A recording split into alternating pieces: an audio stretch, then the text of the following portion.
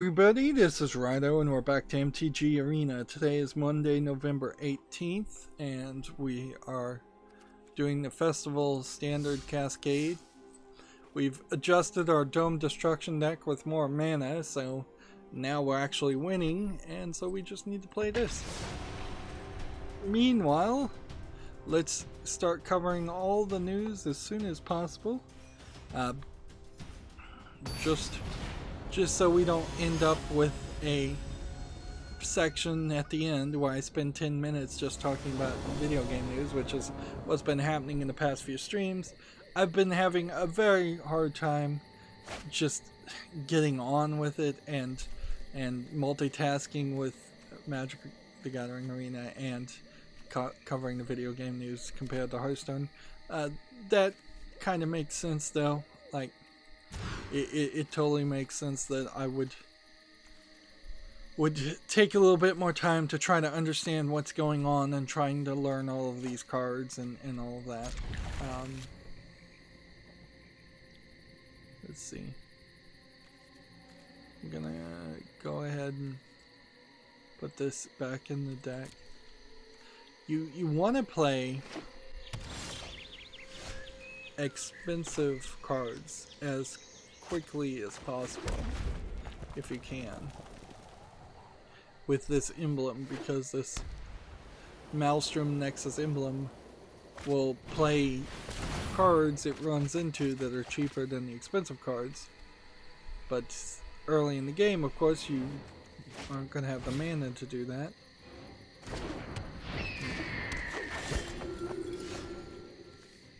So all I can do is what I can do. So we have a game here on Steam called Miscreation Evolve Your Creature, which I've been looking at it and it seems like it's just kind of a platformer game with some kind of Pokemon evolution element in it, but it doesn't really seem like the evolution of your creatures would play too much of a role. And then you have these kind of like goddess creatures that with the cleavage, so it feels like it might be trying to sell itself on some implied nudity that's not really here. It's $8.49. It's English, French, German, and Russian. I don't really believe that this is a good game, but I'll put it on the follow list and be generous. If the follow list decides to work. Speaking of games that I don't think are ready for prime time, we have what is this? 1-3? Actually, this is the first thing you need to play, because then it's gonna give me something like this. So I can do this.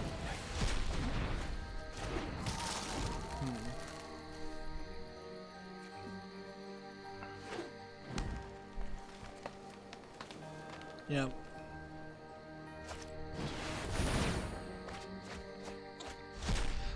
The Legend of Bumbo. Let's go and talk about this game. So I'm a huge fan of The Binding of Isaac and Edmund Macmillan's crazy, I am probably crazy art style.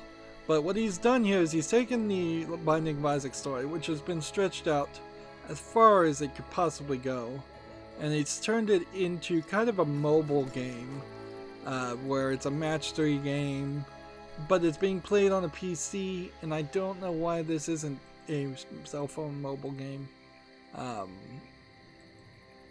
And in all honesty, yeah, it's on my following list, and if somebody was to gift it to me, I would love to play the Legend of Bumbo, but I'm not super interested in doing a match 3 kind of mobile game experience that's not actually on my cell phone.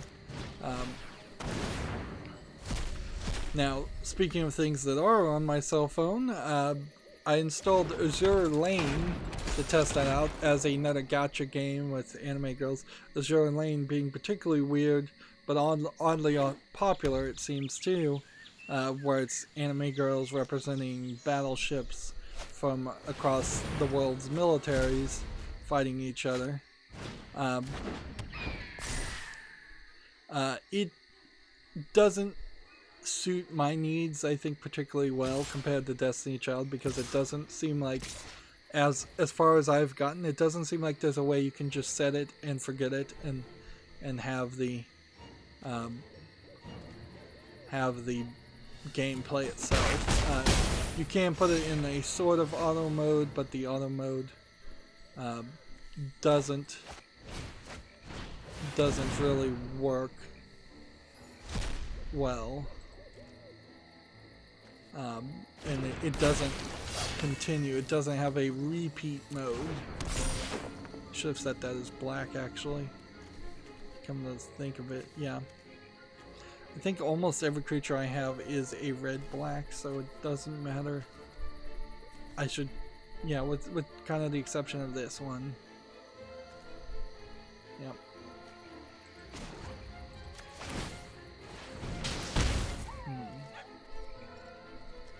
Okay, well, we can attack with this, I guess, and he can decide to defend or not.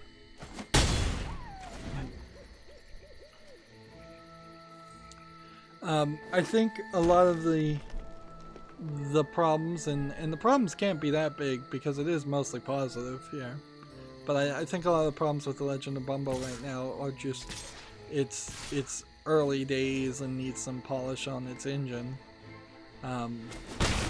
Remember, The Binding of Isaac was like a Flash game originally, and it took a lot of a re-release, remaster, and a lot of DLC expansions to add more content and improve things. Let's see. I'm gonna do this because I think I can do this.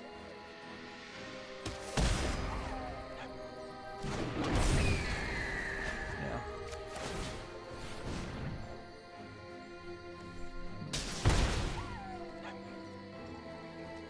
Nope, I can't.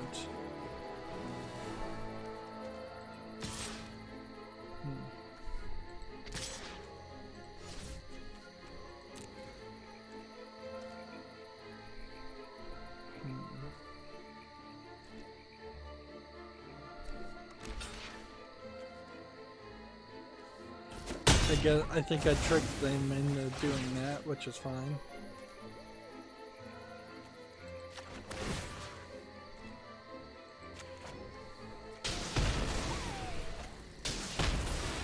There we go. Nice. So yeah, the other thing there is that if I was going to cover The Legend of Bumbo, it's not going to be like my first series where I covered Binding of Isaac, where I just played it for like 6 months, or anything like that. It would be a much more controlled system. If I do this, would I have enough to do something else? No. So I should do this first.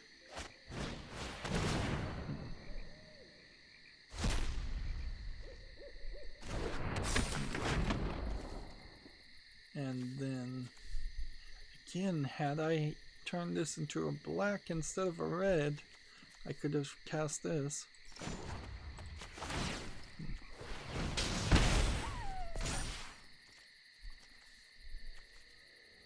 Then attack, and he can choose to defend or not.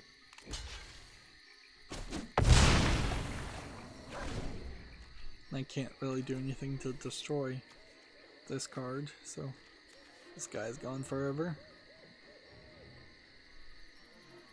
Yeah, I would cover Legend of Bumbo probably maybe as little as the Spotlight, maybe a little bit more.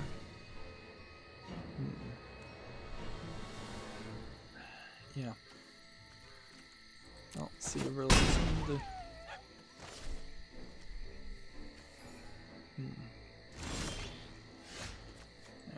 play this, and then do that, and then do this, and then do that.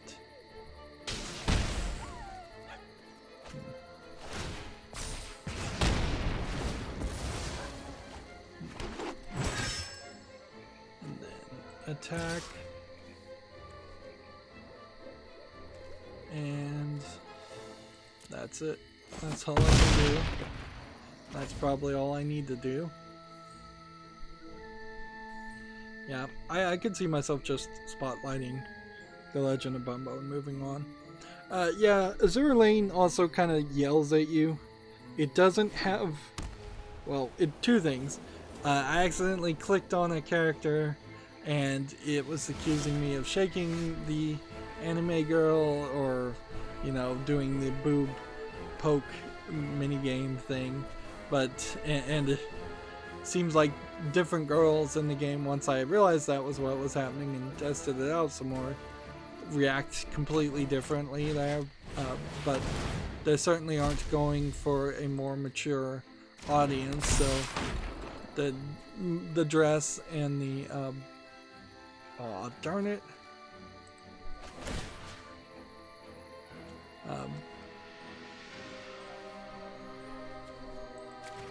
played the same thing twice. Which one am I targeting here?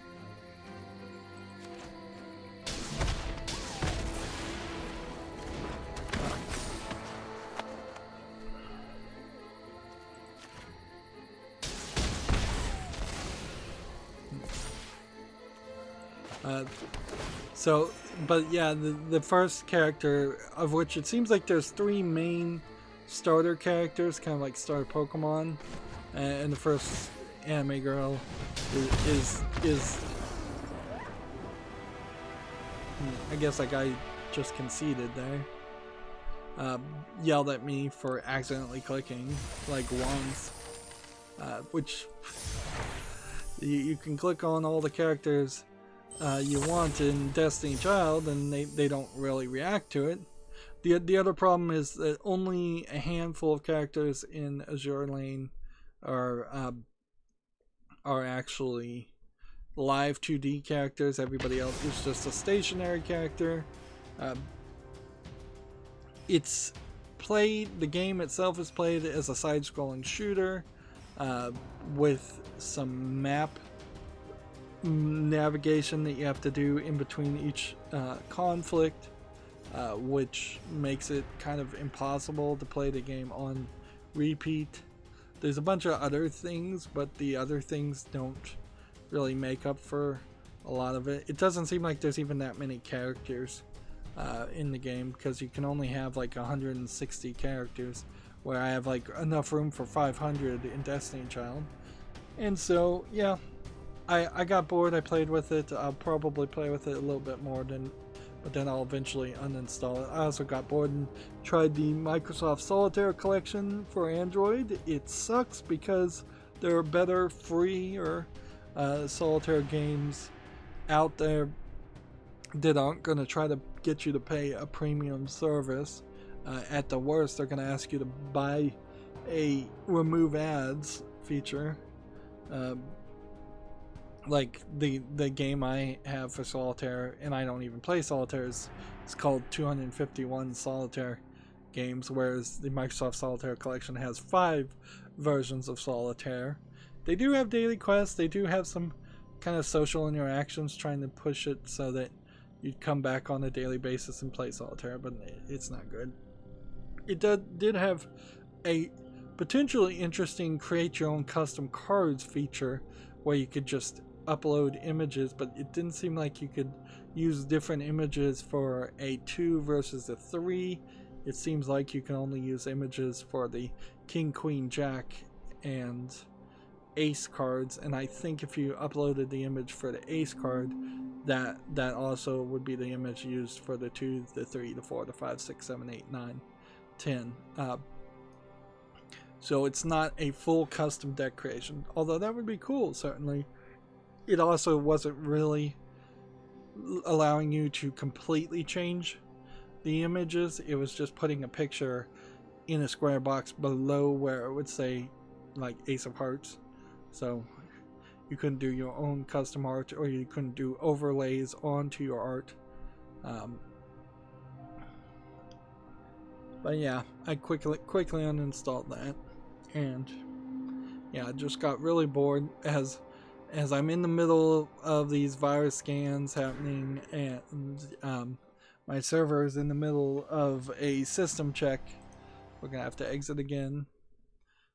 My backup server is doing what is called a ZFS scrub, which is taking forever. Turns out part of the reason for that is that there were several instances of the antivirus scanning the ZFS RAID array of hard disks at the same time. So I've had to make some adjustments on like when a scrub starts, which I want it to happen at least once a month, so they're not as slow. But I've made some adjustments to shut down some programs that would potentially be adding reads and writes to the array, and then restart them once the scrub finishes. And there's an adjustment from the antivirus on Linux is called Clam AV. Almost certainly that's the antivirus you'd be using. But you can run it as a daemon. So you can run a program called clamd scan instead of clam scan to scan files, which would allow you to use all the processor threads and cores you have on your computer and speed up the process. And so some changes needed to be made there. There is the ZFX, the Z daemon, which reports back events when a ZFS array is started. So you have to kind of install that to get things like emails when there's something wrong with your RAID array, which you would think would be installed out of the box by default, but it isn't. And you can use that to somewhat simply set up other programs to start or finish based on certain actions. Attempting to just automate life away on the server so it will do everything as much as possible. Alright. We're just gonna resolve everything here. So more high level shenanigans of messing with my server while we're here waiting for the antivirus to happen and avoiding playing Fear, which I finally finished. So now we really are just at a level of questioning what's the next thing I need to do.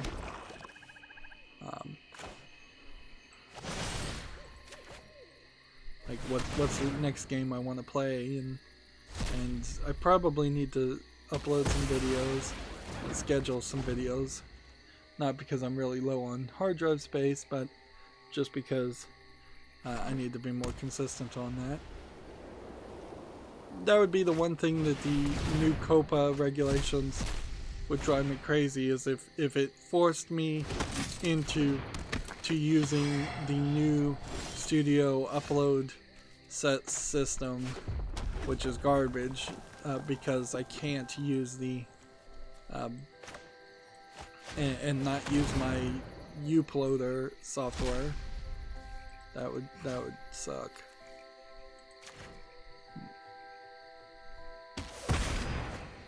Oh, I hit the wrong one there. Should have hit this.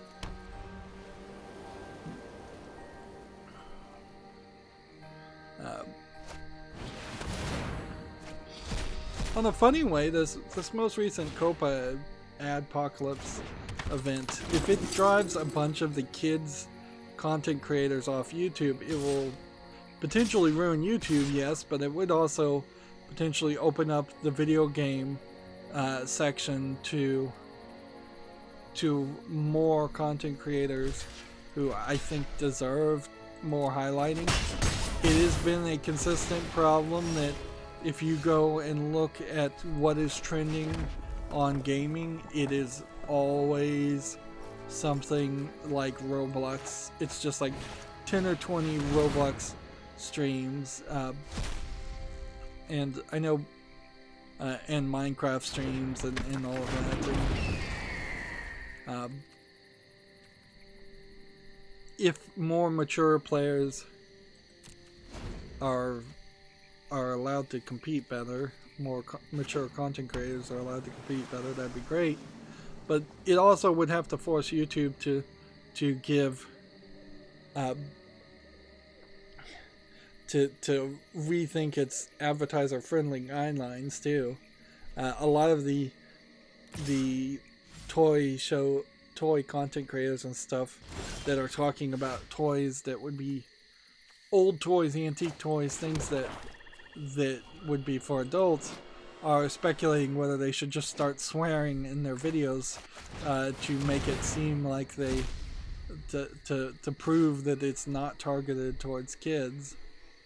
And if they just started arbitrary swearing all over the place, I don't think that would particularly satisfy YouTube much either. So there doesn't seem like there's a real solution yet.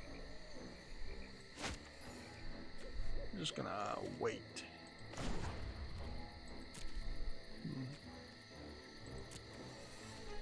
Okay. None of these have reach, so we can attack with that. And I don't think we can really do much of anything else, so we'll just attack with that one.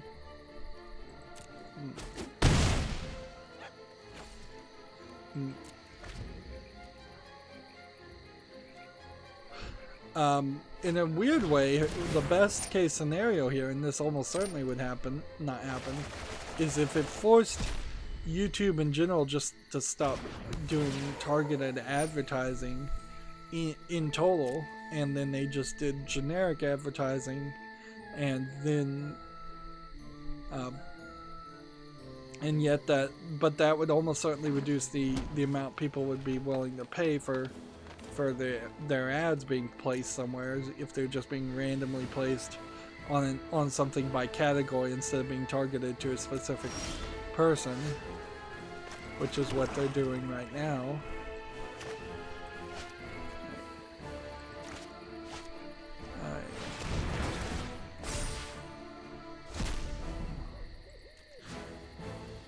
Okay.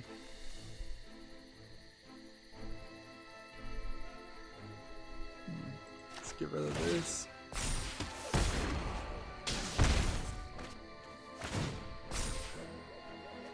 And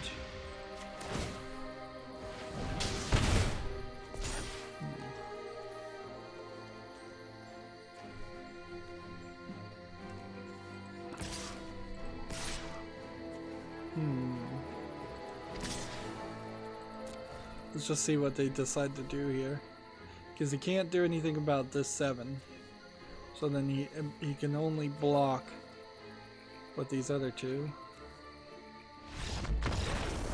or he can just give up. That works perfectly fine for me.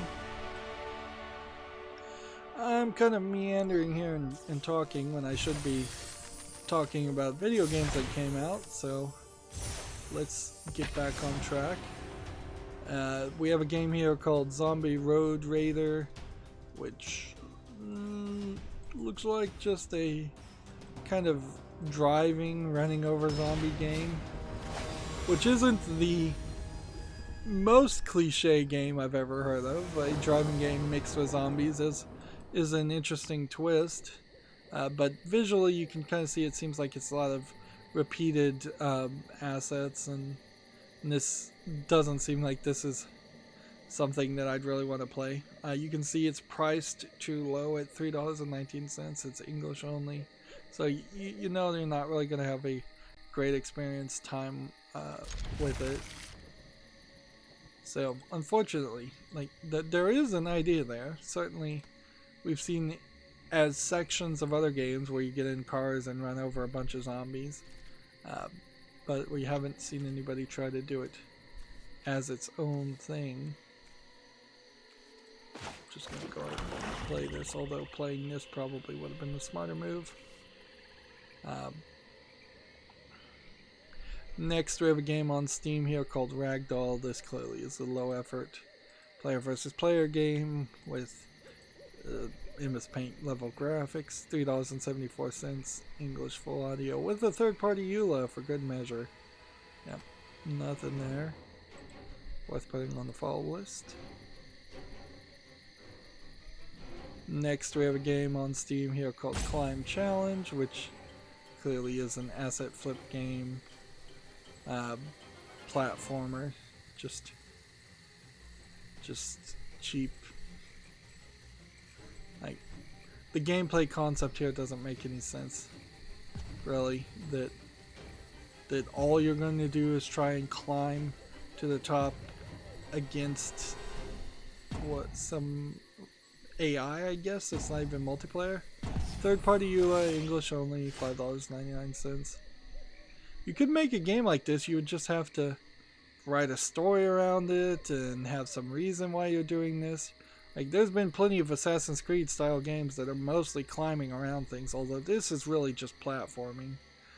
We've seen Minecraft levels a lot like this too, so and that's really the level at which it should have stayed, is just as Minecraft platforming challenges, because there's just nothing here. Like, not enough polish there, not enough effort to have a complete product. Gamasutra has an article here. The Oculus Link launches in beta, opening Rift games up to Quest owners. Okay, if anybody cares about VR still, which is, I think, a big if. Alright.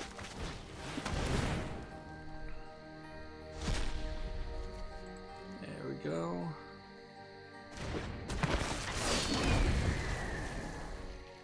This one has haste, so we could attack if we wanted to, but we don't.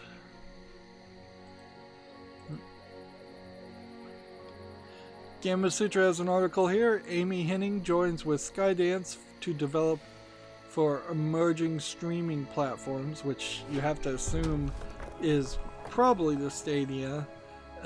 Otherwise, it would, because I can't imagine that any Xbox or PlayStation thing would be described as a emerging streaming platform.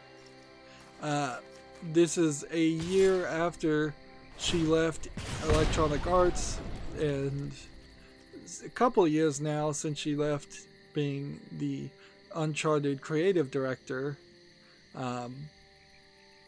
She's now working with Skydance Interactive alongside a fellow EA expatriate, Julian Beek, in San Francisco. Amy Hennig in particular, the question often crosses my mind. Is it that she was really good as the creative director at Uncharted and that was it?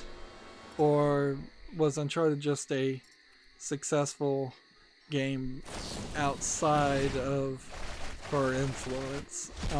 Because it's hard to kind of tell. Like, could be one way, it could be the other, because of the way that EA is. So do you want to blame Amy Hennig, or do you want to blame EA? And we'll have to, I guess, see now that she's away from EA, whether she can change the momentum around her name. In a funny way, I don't think she was given a fair shot at EA. But who knows, like, The Star Wars game that did get developed and did get released is Jedi Fallen Order, and people seem to be enjoying that just fine. So maybe it is her. And the sad thing is, Amy Hennig is no, it's not Hennig, it's Hennig. Hennig. Yeah. Amy Hennig's she's kind of at the forefront as one of the most successful and highest in authority female creators in video games, and as often is the case, is no role model can really live up to the needs of society for that role model to be successful and right. George Washington's a great example. Dr. Martin Luther King Jr., things like that. Like, if you start going into their actual history, you find they're just normal human beings that and not the over-exaggerated paragons of virtue they often are depicted as. Not to say anything wrong about any of these people. I'm just saying I would have liked to see a lot more success for Amy Hennig than what she's had. Because it seems like she's batting 50-50 right now. That's not how you do batting. I don't know how you do batting averages, but it seems like she's running 50-50 as far as successes versus failures. And it's a big failure to have Star Wars 1313 under your belt as the game you're developing, and then have that entire game be canceled, and have you leave the company after you pretty much had just been hired on to EA to make that Star Wars game. On the other hand, maybe 1313 was going to be the same as Battlefront. Maybe it was going to be full of garbage and microtransactions, and somebody fought against that.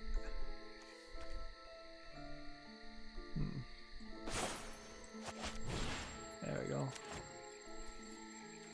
Pay the adamant fee.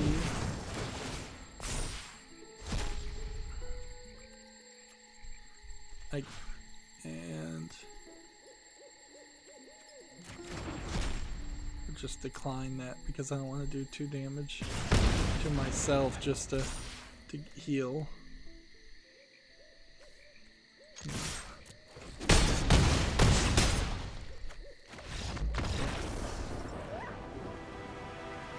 So I hope she has all the success in the world, honestly, because she really needs it.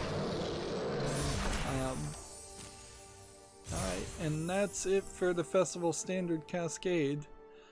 So far we've spent 7,500 gold to get 15 skins, which I hope are worth it. And we're moving on, so now just rank standard. We'll at gold tier 4, and we're going to try out Dome of Destruction some more with this new deck that I've adjusted. We're kind of over the next week or two doing deck rebuilds, but not really. We're doing slight adjustments to just having more mana in our packs. And this will be the first game today where we actually start to think about, is what we are doing the right thing or not? Because I'm not sure. Does this really work in standard rank? And where am I on standard rank also? That would be helpful to know.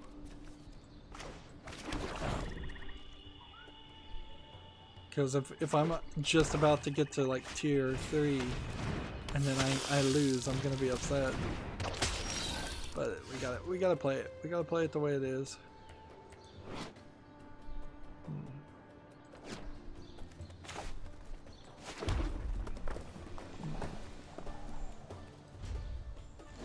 Let's see. Next article we have here from Gamma Sutra. Stadia delivers on low latency, high quality cloud gaming, but is that enough? The answer to that is pretty obviously no.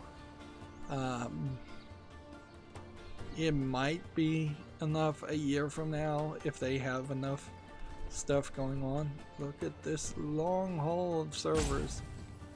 That is a lot. I feel like they probably put a mirror at some point right about here and they're reflecting it. That's frankly a little too much. Like too many servers in one room. But maybe they're doing their liquid cool thing, so air cooling is no longer a consideration. At a certain point, like, you have to think about fire prevention, because fires do happen in server rooms a little bit more. You've got a lot of electronics, a lot of electricity going around. So if you have a room this big and you have to potentially suck all the oxygen out of a room or something, that's a lot of air you'd have to move, you know, or that's a lot of damage if you have to set off sprinklers or whatever system you're using for fire prevention. It becomes wiser, I think, to just put up some walls, some kind of fire break for that reason alone. Some doors.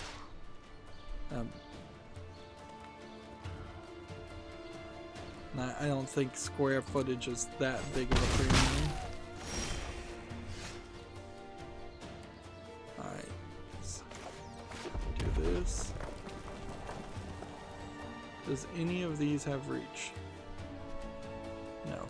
Okay, well then we can start with this.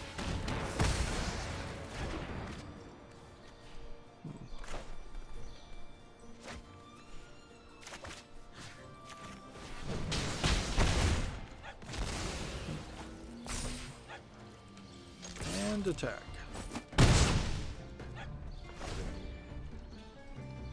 Let's see. Yeah, we'll just have to see on Stadia. It needs a year, in fairness.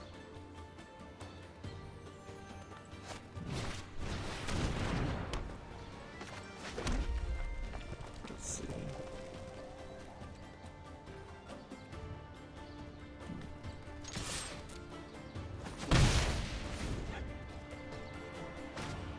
Next we have a game on Steam called Kyle is Famous, which looks like it's a low effort, mostly text game.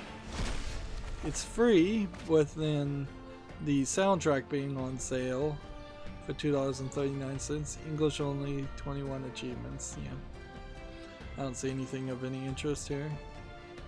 It looks like it's just a choose your own adventure style visual novel.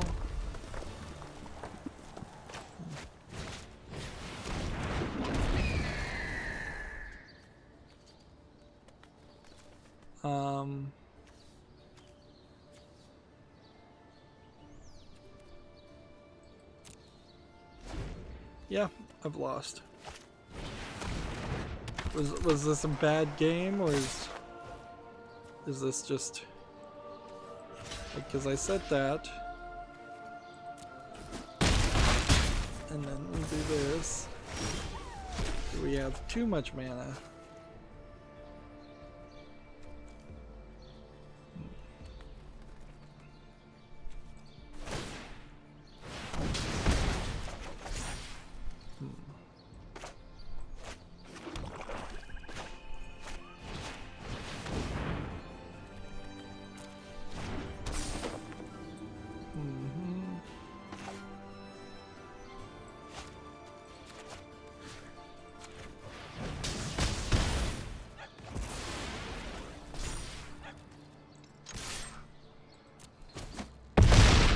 So that does 8, but then I've lost the game here. So yeah, that doesn't work. Does this card make sense?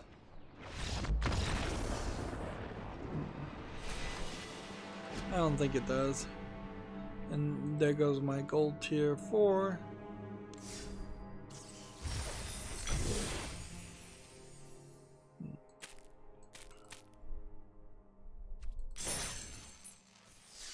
Alright, let's come over here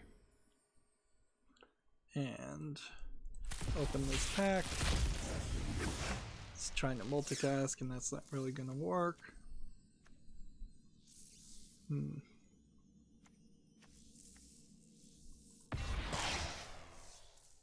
This is probably a really good card. And then we've got some mastery things. And we were just gonna do this. And then we were gonna do this.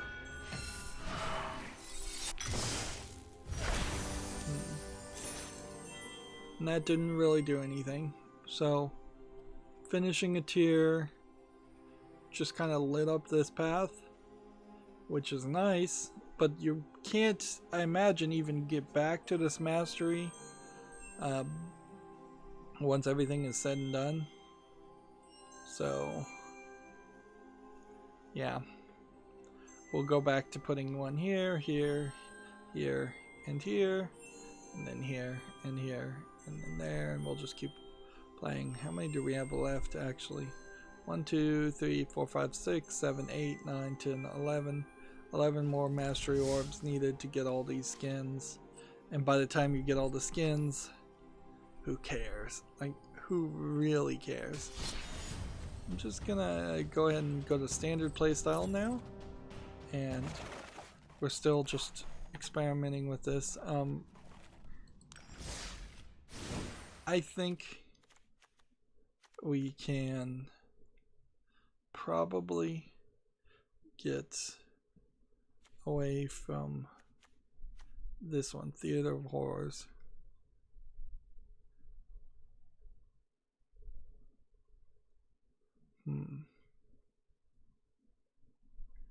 I don't know if Theater of Horrors is good or not, come to think of it. It's 4 mana to play a card to deal 1 damage to a planeswalker or an opponent. And then you can play the cards. Yeah, I don't think that's worth it.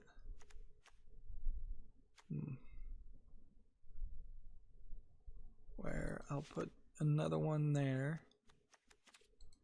Just trying to make little adjustments without doing a full-on deck rebuild. Next we have an article here. Gamma Sutra, Forged of Empires dev InnoGames surpasses $1 billion in revenue. Okay, good for them. I've never heard of Forge of Empires though. Sounds like a name confusion mobile game to me. Gamma Sutra has an article here. Nintendo is bringing paid subscriptions to Animal Crossing Pocket Camp. Little surprised about this, but this is totally in line with what Nintendo has been doing with their mobile games, is experimenting with pricing models and trying to have something of an appealable offering. It's kind of like they're trying to reinvent the wheel, frankly. It doesn't really make a lot of sense the way they're going about having experimenting when the way to make money on mobile games is pretty well set in stone.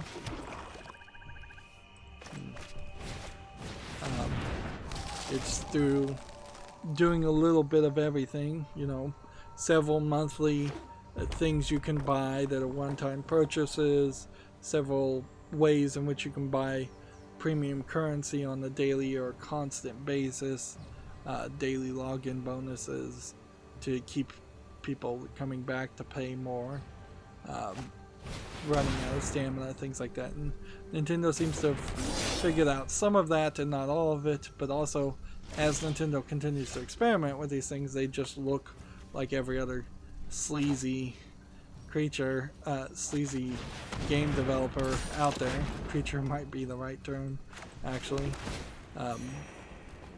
Just in particular, it makes Nintendo look bad, as they are traditionally known as the game company that's safe for kids, pro kids, and not going to ruin kids by taking all their lunch money, effectively. OpenCritic has an article here. Google reveals 10 more Stadia launch games, pro member sales, and a second free game. So, let's see. New games. These are, I think we already knew. Like Attack on Titan 2, Final Battle, Football Manager 2020, Grid 2019, Metro Exodus, NBA 2K, Rage 2. Yeah, we'd already talked about these. So it doesn't seem like there's much of a new story here. 1 damage to any target. Alright, well then.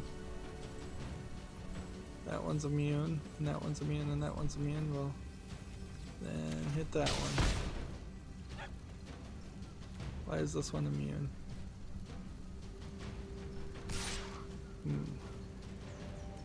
I guess hexproof.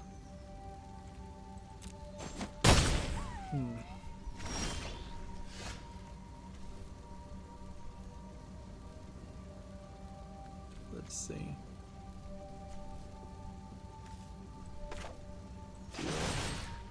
2 damage here. And attack here. And then 3 damage here. There we go. Yeah, it doesn't seem like Stadia really has anything new to say. Gamma Sutra has an article here, genre viability on Steam and other trends and analysis using review count.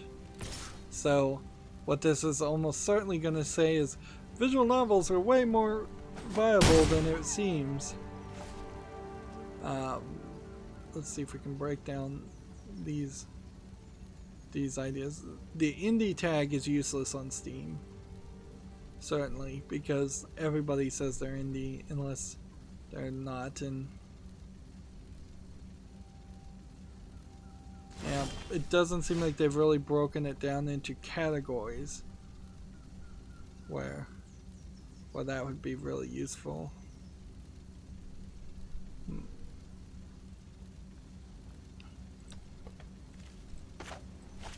And yeah, it kind of just always is going to go in the same circles. It's like, yes, on one hand, you can make the very legitimate argument that there's too many people on Steam selling too many games, and a lot of them are not high quality enough to deserve to be on the foremost storefront. You could make the same argument for Amazon.com. There's too many sellers on third-party sellers on Amazon, and a lot of their third-party versions of the thing you're actually trying to buy flood up their storefront.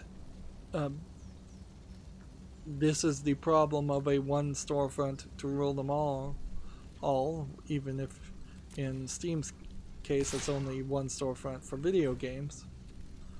On the other hand, it seems like the cream rises to the crop pretty well.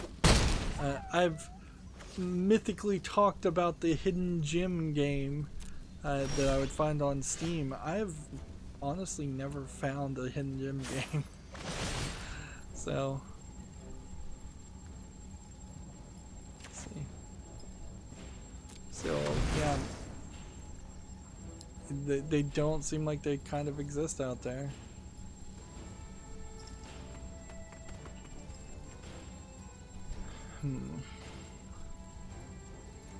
Or at least so far I haven't found it.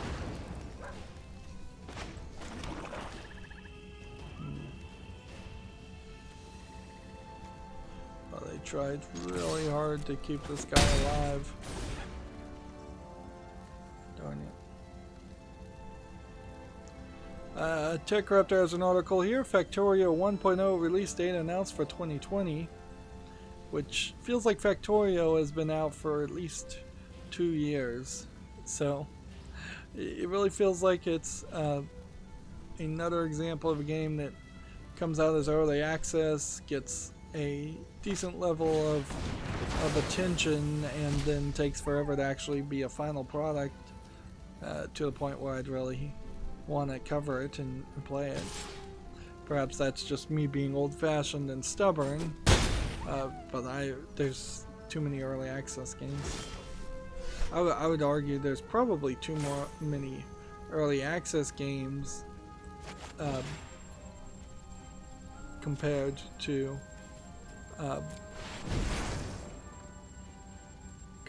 there being just too many games in general.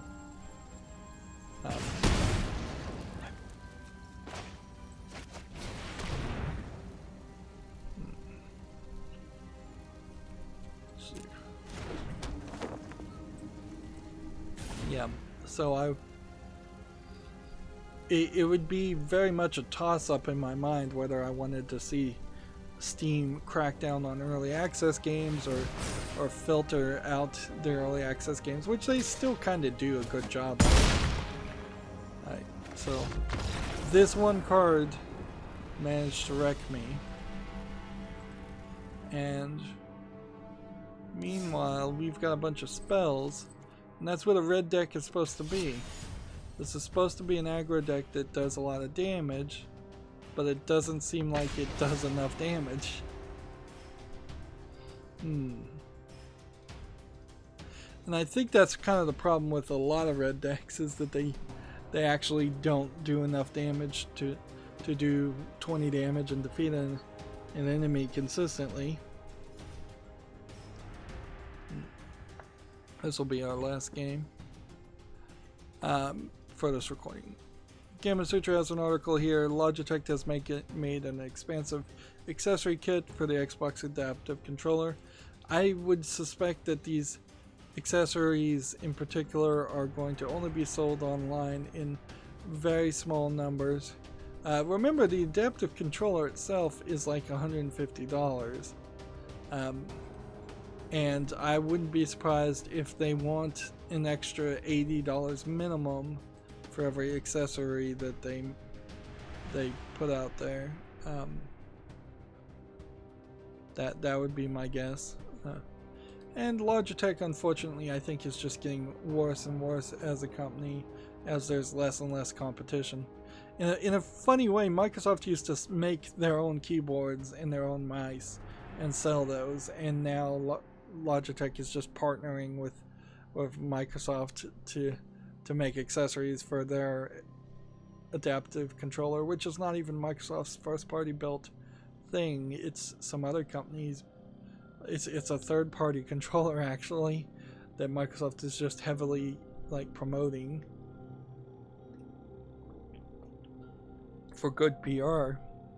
At least that's how I understood it last time I checked. Yep. And the good news, I suppose, is Magic is going to go down. MTG Arena is going to go down for maintenance in the next few days, and hopefully they'll fix their network connectivity issues, but I suspect they won't. And I don't think this is just me streaming, although it might be. But Hearthstone never had this problem. We very rarely ran into a situation where you were having trouble connecting. Let's see. Next we have a game on Steam here called Kingdom Under Fire 2. It looks interesting. It looks kind of like a Warriors style game, but it's mixed reviewed right now, and it's some unrecognizable names. So I suspect this is a Chinese knockoff of a Warriors game. It's $29.99. English full audio, French and German. Interesting. So I guess not a Chinese knockoff? I'm so used to it. Needs more real-time strategy, less MMORPG. Frame rate was stuttering terrible in the opening cutscene. I have a 1080 with an i7 3770. I refunded maybe after some updates, so it seems like it's just playing terribly. This is a multiplayer MMO though, so yeah. As fancy as all of this looks, it's probably not the actual experience you're gonna have, particularly right now. I still kind of feel like I'm a little short on mana. The fact that I'm not consistently getting 3 or 4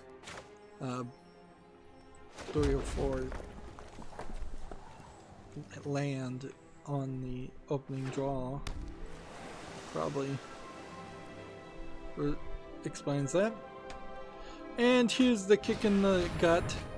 TechRaptor has an article here. MTG Arena data breach reportedly didn't reveal sensitive data. So I just started playing this game less than a month, and it took a data breach apparently took place on Thursday, November 14th, also affecting users of Magic the Gathering Online. And allegedly it didn't involve any loss of sensitive data.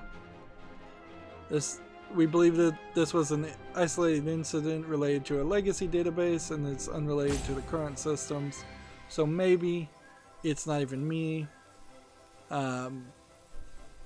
So first name, last name, email, salted, and hashed password. Well, depending if you can unsalt and unhash the password, that's still quite a lot.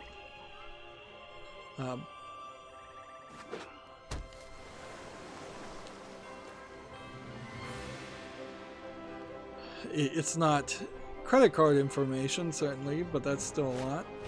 But maybe this is just all the poor people who played in the beta.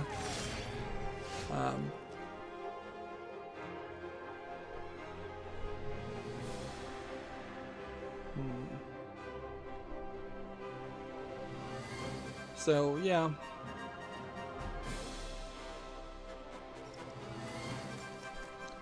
This certainly sucks. It's certainly not what you want to hear. Although, frankly, it's not super surprising either when you look at just kind of the jankiness of Magic Arena and Magic Online in general. Clearly, they don't have enough programmers and enough security people on this. And maybe this will turn into a good thing if we try to look on the bright side of life. Maybe they'll decide to say, okay, going forward, we're going to be really, really good about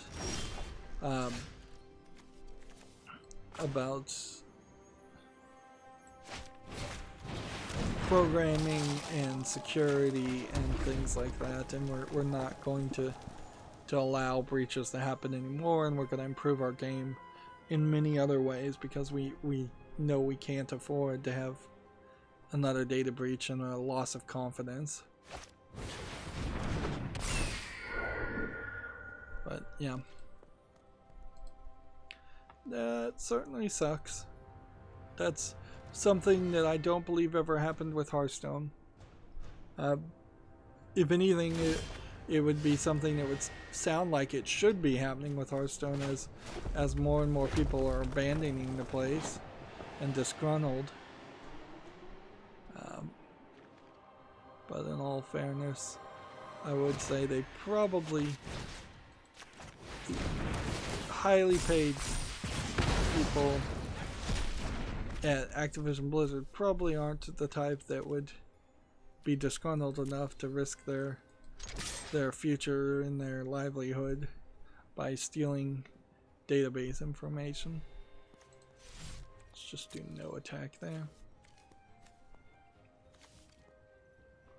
If I can get this guy up to a really high number and then double attack, that would be great. Gamatsu has an article here. Dragon Quest Builders 2 is coming to PC December 30th. December 10th, if I can read it correctly. Still not really thinking that Dragon Quest Builders is a good enough game to really play as a Minecraft clone, just using the Dragon Quest characters. I don't think Dragon Quest Builders 1 was particularly that good. And yeah, we're gonna have to just rush through Magic announcements. So there's an article here, November 18th, 2019, Arena banned announcements. Here's 3 of the 4 cards that were banned. Player scheduled maintenance. Players who have Oko or these as part of their in-game collection update will receive an equal number of wild cards. So I did get a wild card because of that.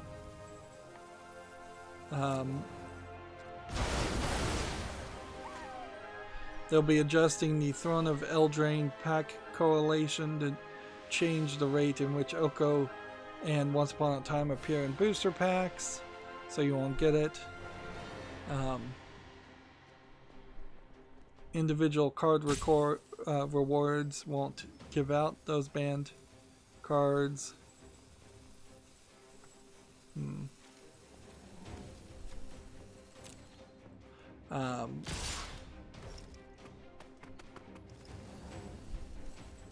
Standard events will let you still play the same cards that you were playing. Yeah, just a lot of talking about how Oko got banned. It'll be interesting to see the YouTuber that was complaining about everybody playing Oko and needing to ban it. See how he responds to that. But then here you have another article, Play Design Lessons Learned, which is an interview with the research and development team, I believe, which is probably a nothing fluff piece, but yeah, they clearly didn't do a good job. I mean, I don't see how you can say you did a good job making the newest expansion when you have 3 or 4 cards from the last 3 expansions having to be banned very prematurely. Remember that everything eventually gets banned anyways. It's supposed to rotate out. So if you made a card that's so bad it can't even last a year or so, which is I think all these cards expansions really do last, you've just really dropped the ball. Let's see. Takeraptor has an article, is Battlefield 5's War in the Pacific worth playing? Which is an interesting idea. I don't think Battlefield 5 is the newest Battlefield even. I would say for me, no. Like, after having just finished playing Fear 1, like, a military-only focused first-person shooter sounds like the exact opposite of what I would want to play. 6 damage, 3 damage. Do this. Alright, fine. We'll just kill this and see what happens. And then that brings these guys back. Great. And then attack. You can defend if you want.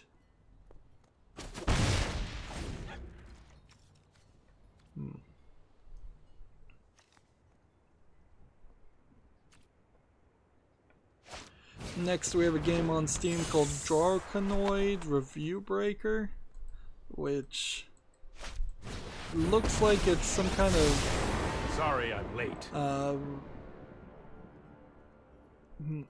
Some kind of weird meta commentary on Steam reviews. This is $99.99. This clearly is a scam game. It's a scam game selling itself as a way of helping support developers and getting rid of bad reviews and key resellers and things like that. But clearly this is just a scam game. See, that's when you know like you've hit like full corruption of a marketplace. Is when the bad guys are pretending to be the good guys to scam people.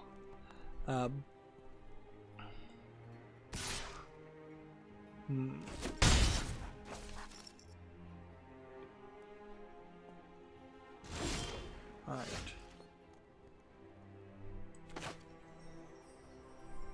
We need this.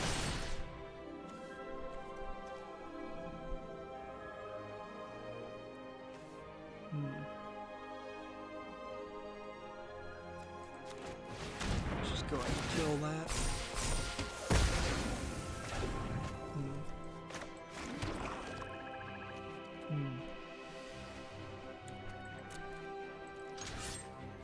Let's just go ahead and kill this.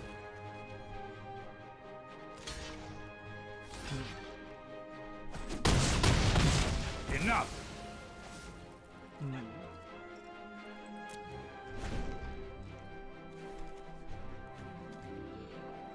Next, we have a game on Steam called Warhammer Chaos and Conquest, which is mostly negative right now.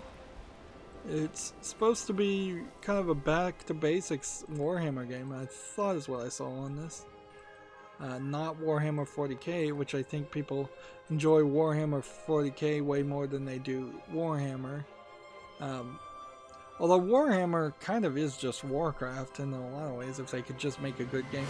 Unfortunately, there's been a long series of bad Warhammer games and Warhammer 40k games. This is free-to-play MMORPG with in-app purchases, and nobody likes it, so like totally not a game I'd play. Apparently I own some of the other Warhammer games. Eventually get around to it. I am hitting that level where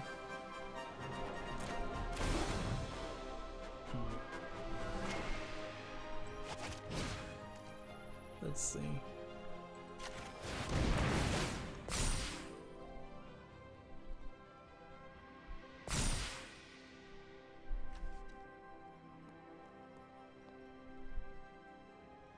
See, so this should be an opponent, so this should get +3, right? Because planeswalkers are opponents. Time for plan B, as soon as I think of one.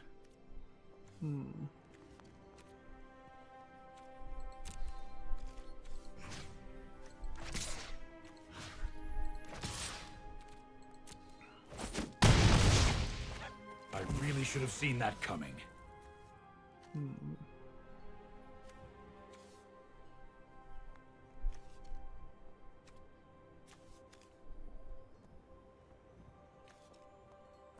Yeah, it's just in the turn here.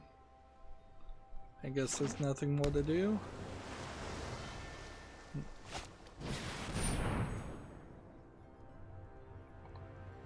Resolve. And then come on, load.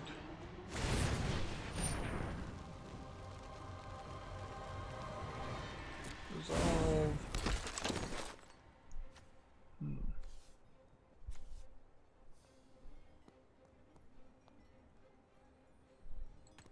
Can I not play these?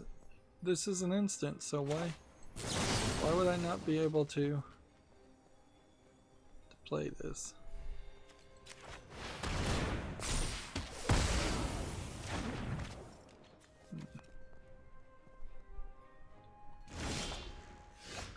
Let's see. Gamma Sutra has an article here. Report BioWare planning on revitalizing overhaul for Anthem.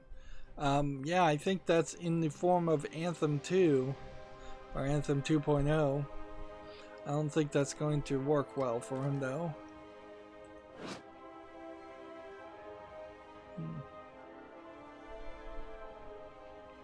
So, target creature a planeswalker.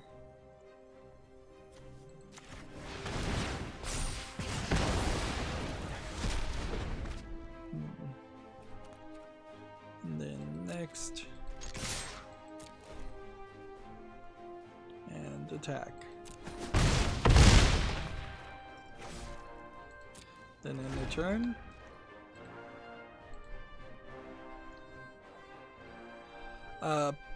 Polygon, not a source of news that I go. Here they're complaining about my ad blocker. Has some images of the Logitech different kinds of controllers that they'll be selling. Like, there's a whole collection of them, but are you buying them as a whole box, or are you buying them individually? I would imagine you would need to buy them individually. Like, I don't see the point of having a bunch of extra controllers that would not be useful for specific people with specific disabilities plugging. Like, if that were the case, then it only came as one big set that was very expensive.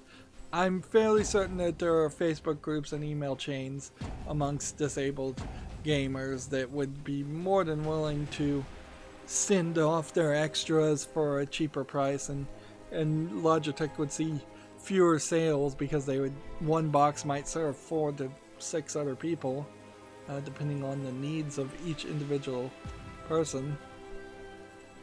Looks like we're gonna just get a stall here until we win. And finally, Game Sutra has an article here. Bungie raised $1.6 million for charity through the Game to Give pledge drive, which almost certainly means Bungie got a $1.6 million write-off on their taxes by convincing other people to donate. Yeah, don't donate to charities through other companies. Research the charities that you are donating to. I have to say it every time. If you really care, you should put in the extra work to make sure. If you care about the write-offs, or at least people not potentially profiting off of your charity, you should donate directly. And if you care about the money actually helping people, which is the reason why you would be donating to charity other than the write-offs, then you need to research and actually have the have the research to know whether certain charities are actually donating or doing anything useful, or are they just paying themselves out and paying their board out large six-figure fees or annual salaries. Alright, well, that's going to be it for this recording. Stay tuned if you're watching live. As always, I ask you to like, share, subscribe, comment, and watch every second of my videos. If you want to friend or follow me on any social media sites, there's a whole bunch of links down below in the description box. And if you want to support me even further, there's a link to Patreon, or you can friend me on Steam and gift me a game off my wishlist. Thank you for watching. Have a good evening.